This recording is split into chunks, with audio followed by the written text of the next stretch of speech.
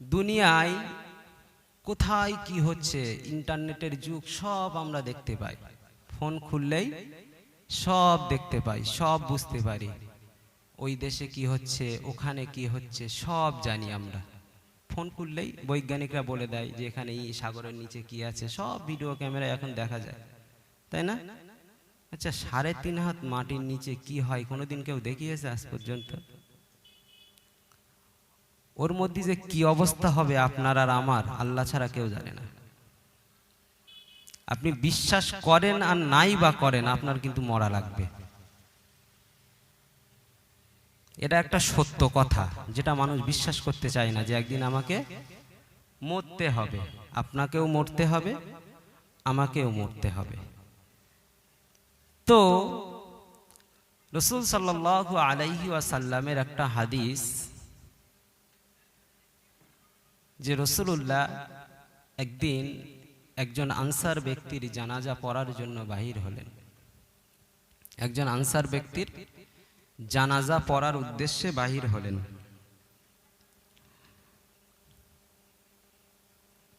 তো হাদিস বর্ণনাকারী বর্ণনা করলেন, আনিল বারা ইবনে আযিব রাদিয়াল্লাহু আনহু قال, তিনি বলেন রাসূল সাল্লাল্লাহু আলাইহি ওয়াসাল্লাম থেকে বর্ণিত, খরাজনা মা রাসূলুল্লাহি সাল্লাল্লাহু আলাইহি ওয়াসাল্লাম, রাসূল সাল্লাল্লাহু আলাইহি ওয়াসাল্লাম বাহির হলেন। খুব ভালো করে মন দিয়ে শোনেন, আমি কিন্তু গল্প করছি। রাসূল সাল্লাল্লাহু আলাইহি ওয়াসাল্লাম বাহির হলেন ফি জানাজাতি রাজুলিম মিনাল আনসার, একজন আনসার ব্যক্তির জানাজা পড়ার উদ্দেশ্যে। একজন আনসার ব্যক্তির জানাজা পড়ার উদ্দেশ্যে রাসূল সাল্লাল্লাহু আলাইহি ওয়াসাল্লাম বাহির হলেন। ফান্তাহাইনা ইলাল কবরি ওয়ালাম্মা ইউলহিদু, এমন তো সময় রাসূল সাল্লাল্লাহু আলাইহি ওয়াসাল্লাম সেখানে পৌঁছে গেলেন, তখনও পর্যন্ত কবর খননটা শেষ হয়নি। তখনও পর্যন্ত কবর খনন শেষ হয়নি, আর কি কবর খনন করছে, তখনই রাসূলুল্লাহ সাল্লাল্লাহু আলাইহি ওয়াসাল্লাম ওই জায়গায় পৌঁছে গেলেন। ফাজালাসা রাসূলুল্লাহ সাল্লাল্লাহু আলাইহি ওয়াসাল্লাম, রাসূল সাল্লাল্লাহু আলাইহি ওয়াসাল্লাম বসে পড়লেন। ওয়াজালাসনা হাওলাহু কাআন্নামা আলা রুউসিনা আত-তায়ির, তো সাহাবায়ে কেরামরা বললেন যে নবী যখন বসে পড়লেন, ওয়াজালাসনা হাওলাহু, আমরাও তার চারিপাশে ঘিরে বসে পড়লাম। কাআন্নামা আলা রুউসিনা আত-তায়ির, সাহাবীরা বর্ণনা করলেন যে আমরা এত নীরবতা নিস্তবতার সাথে বসে রইলাম, যেন আমাদের মাথার উপরে একটা পাখি বসে আছে। পাখি বসে থাকলে যেমন মানুষ নড়াচড়া করে না, নড়লে হয়তো পাখিটা উড়ে যাবে, ঠিক এমন নীরবে নিস্তবতার সাথে নবীকে ঘিরে সকলে মিলে বসে পড়লেন। ওয়াফি ইয়াদিহি উউদুন ইয়ানকুসু বিহি ফিল আরদ, তো নবীর হাতে তখন ছিল একটা লাঠি। ওয়াফি ইয়াদিহি, তার হাতে ছিল উউদুন, একটা কাঠ, একটা লাঠি। ইয়ানকুসু বিহি ফিল আরদ, সেই কাঠ দ্বারা তিনি মাটিতে এইভাবে আঁচড় কাটছিলেন। বুঝতে পারছেন আমার কথা?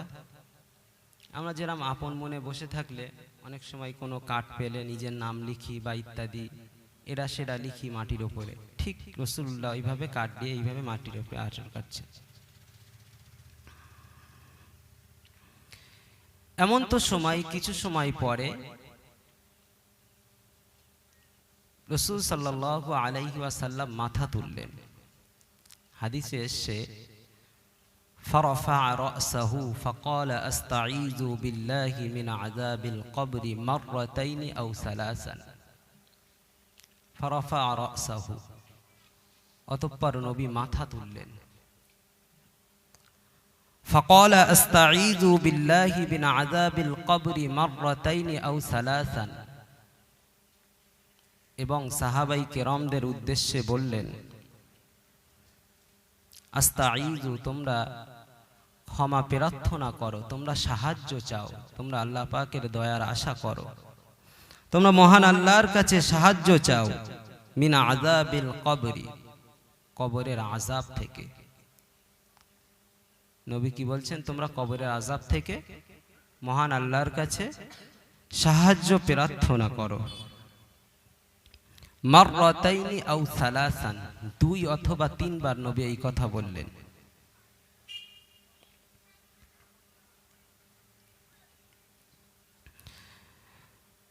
তারপর নবী বলেন, ওয়া ইন্নাহু লা ইয়াসমাউ খাফকা নিয়ালিহিম ইযা ওয়াল্লাউ মুদবিরিন।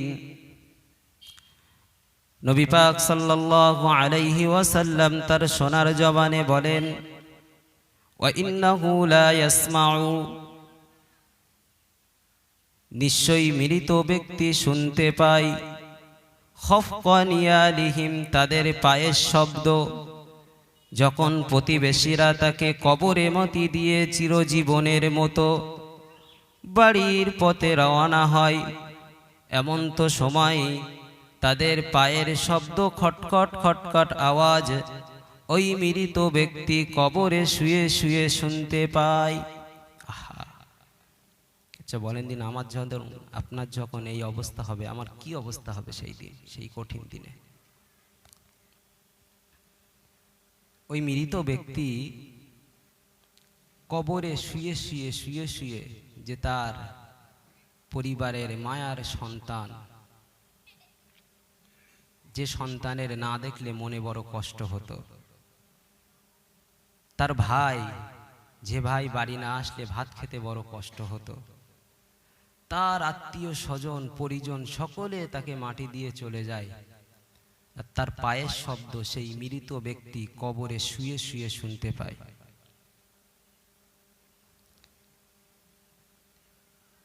ঠিক এমন তো সময় যে মৃত ব্যক্তির আত্মীয় পরিজনরা তখনও বাড়িতে পরিপূর্ণ গিয়ে উঠেনি, ওই আওয়াজ শুনতে পাওয়া অবস্থায় তার কাছে হিসেব নেওয়ার জন্য আল্লাহ পাকের নিযুক্ত ফারিস্তা হাজির হয়ে যান। খুব বেশি সময় না, তার ভিতরেই চলে আসে, ওই আওয়াজ শুনতে শুনতেই ফারিস্তারা চলে আসে তার হিসেব নেওয়ার জন্য।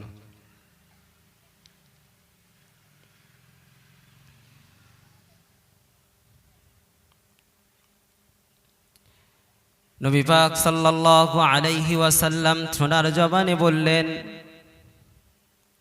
যখন ফারিস্তারা তার হিসাব নেওয়ার জন্য কবরে আসেন এবং প্রথমে তাকে প্রশ্ন করা হয়, মান রব্বুকা, হে আল্লাহর বান্দা বলো বলো, হে আল্লাহর বান্দা বলো বলো তোমার রব কে?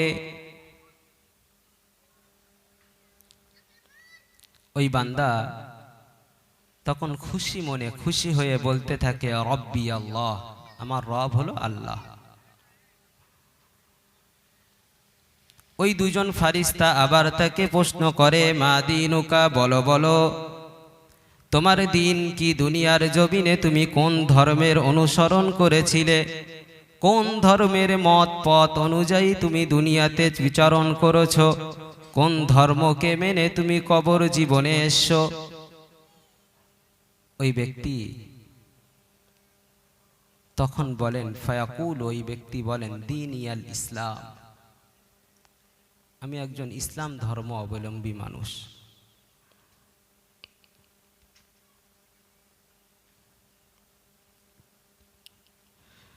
ফায়াকুলানি লাহু, অতঃপর ফারিস্তারা তাকে আবার প্রশ্ন করে,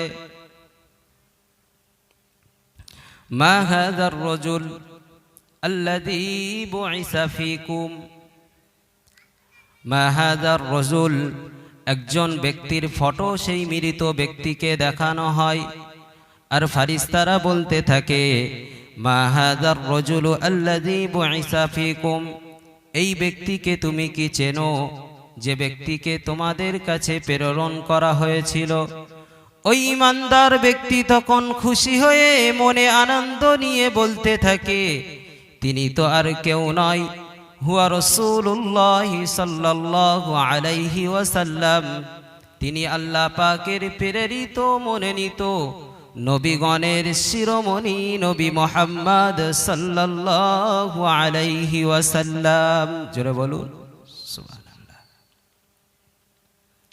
ওই ব্যক্তির ফটো দেখেই তখন চিনতে পারেন, ওই তাসবির দেখে, রাসূলুল্লাহ তাসবির দেখে তখন ওই ব্যক্তিটি চিনতে পারেন যে ইনি আর কেউ নয়, ইনি নবী মুহাম্মদ সাল্লাল্লাহু আলাইহি ওয়াসাল্লাম। তারপরে আবারও তাকে প্রশ্ন করা হয়, তাকে যাচাই করার জন্য। আবারও ফারিস্তারা তাকে জিজ্ঞাসা করে, তাকে যাচাই করার জন্য, ওয়ামা ইদুরিকা, তুমি কিভাবে জানলে যে ইনি নবী মুহাম্মদ সাল্লাল্লাহু আলাইহি ওয়াসাল্লাম? ওটা তো নাও হতে পারে নবী মুহাম্মদ সাল্লাল্লাহু আলাইহি ওয়াসাল্লাম। ওমা ইদুরিকা, কি করে জানলে তুমি? ওই ব্যক্তি তার উত্তরে বলেন, ফায়াকুলু করাতু কিতাবাল্লাহি ফাআমানতু বিহি ওয়া সাদ্দাকতু। করাতু কিতাবাল্লাহি, এটা তো আমার তৈরি করা নয়, এটা তো আমার বানানো নয়। করাতু কিতাবাল্লাহ, আমি স্বয়ং মহান আল্লাহর কিতাবে পড়েছি। ফাআমানতু বিহি, শুধু পড়েছি এতটুকুই নয়, ফাআমানতু বিহি, আমি তার উপরে পরিপূর্ণ রূপে ঈমান এনেছি।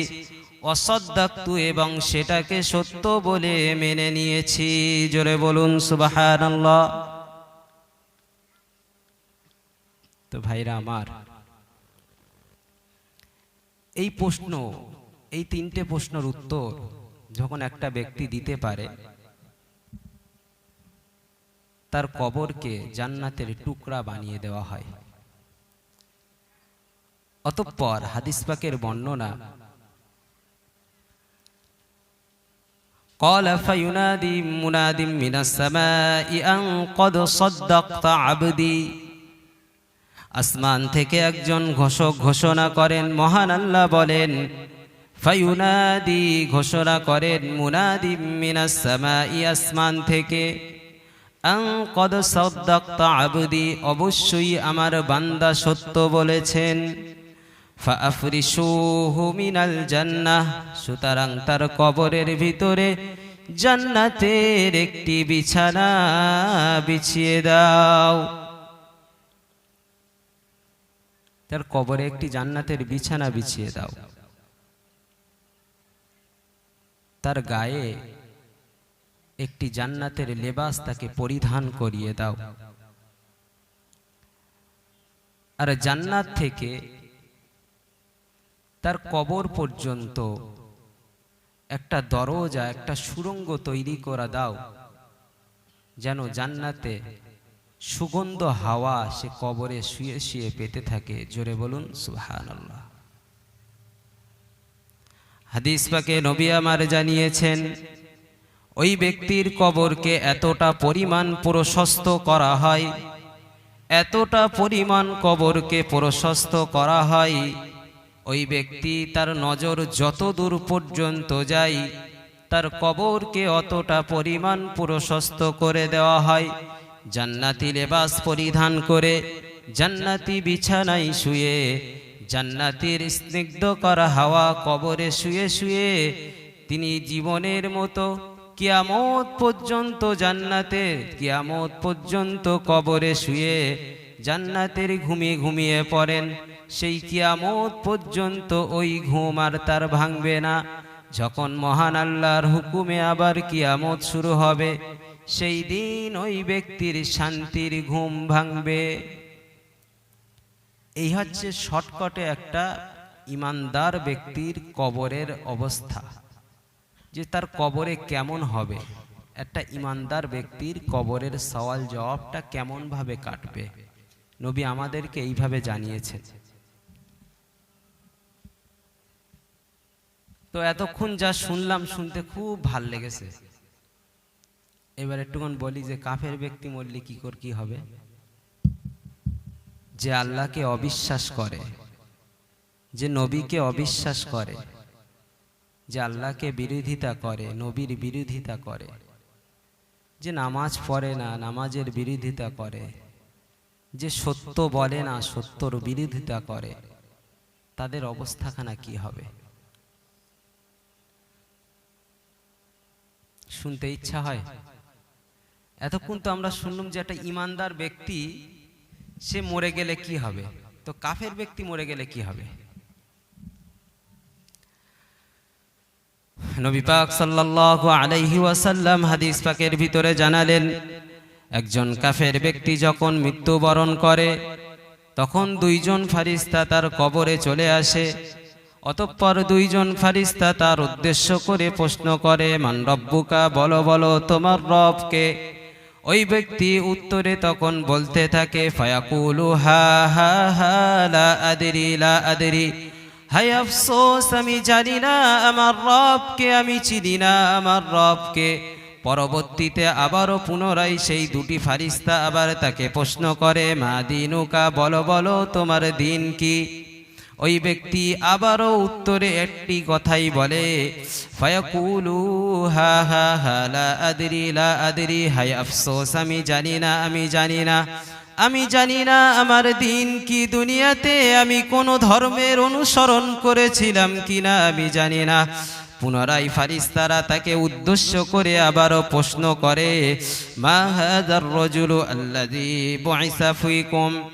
সেই ব্যক্তির মতো, ইমানদার ব্যক্তির মতো কাফের ব্যক্তিকেও একটা তাসবির দেখানো হয়, আর ওই তাসবির দেখিয়ে তাকে জিজ্ঞাসা করা হয়, হে আল্লাহর নাফরমান বান্দা, বলো বলো এই ব্যক্তিকে তুমি কি চেনো যাকে তোমাদের কাছে প্রেরণ করা হয়েছিল? আল্লাযী বুইসা ফীকুম, যাকে তোমাদের কাছে প্রেরণ করা হয়েছিল।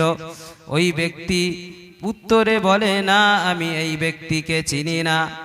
মহান আল্লাহ তাআলা আসমান থেকে আদেশ দিয়ে বলে দেন, আসমান থেকে মহান আল্লাহ বলেন, আমার এই নাফরমান বান্দা মিথ্যা বলেছে, সুতরাং তার কবরে জাহান্নামের একটি বিছানা বিছিয়ে দাও, তার গায়ে জাহান্নামের একটি লিবাস পরিয়ে দাও, তার কবর থেকে জাহান্নাম থেকে একটি সুড়ঙ্গ তৈরি করে দাও, যেন জাহান্নামের গরম হাওয়া সে কবরে শুয়ে শুয়ে পেতে থাকে। জোরে বলুন নাউযুবিল্লাহ।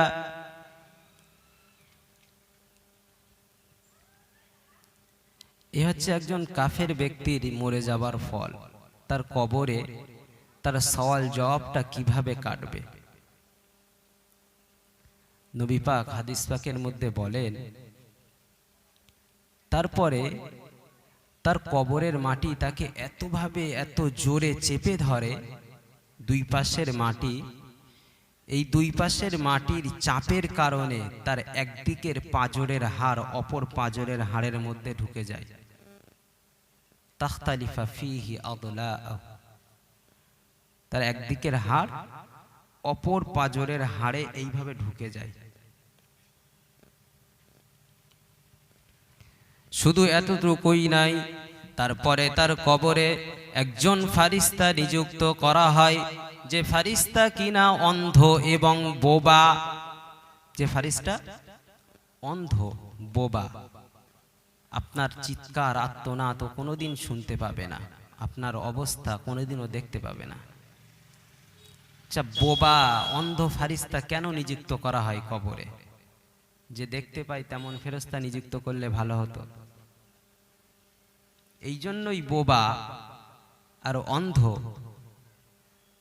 কালা, এই জন্যই বধির আর অন্ধ ফেরেশতা নিযুক্ত করা হয়, যাতে ও যখন আপনাকে শাস্তি দেবে আপনার আর্তনাদ যেন ও না শুনতে পায়। ও যখন আপনাকে শাস্তি দেবে আপনার কষ্ট যেন ও চোখে না দেখতে পায়। ওই জন্য মহান আল্লাহ তাআলা কবরে, ওই কাফের ব্যক্তির কবরে একজন একদম অন্ধ ফারিস্তাকে নিযুক্ত করে দেন। আর সেই ফারিস্তার কাছে থাকে একটা হাতুড়ি। কি থাকে? হাতুড়ি। আমাদের মতন ওরকম হাতুড়ি, যে আমরা ইট টিট ভাঙার কাজ করি বা রাজমিস্ত্রির কাজ সব মিস্ত্রিরা করে, যে হাতুড়ি থাকে ওরকম হাতুড়ি বলে মনে হচ্ছে আপনাদের? শোনেন, জান্নাতের নিয়ামত যেমন বড়, জাহান্নামের শাস্তিও তেমন বড়। আল্লাহ পাকের দয়া যেমন অপরিসীম, ভীষণ দয়া, আল্লাহ পাকের শাস্তিও কিন্তু তেমন কঠিন। তো আমাদের যেমন আল্লাহ পাকের দয়ার আশা করতে হবে, পাশাপাশি